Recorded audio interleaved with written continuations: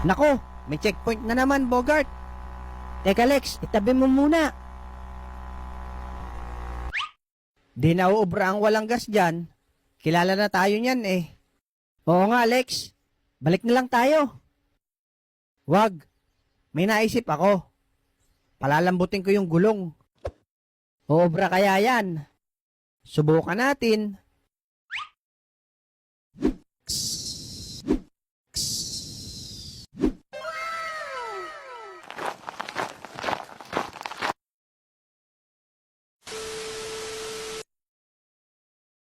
Nakaw, lumang tugtugin na yan.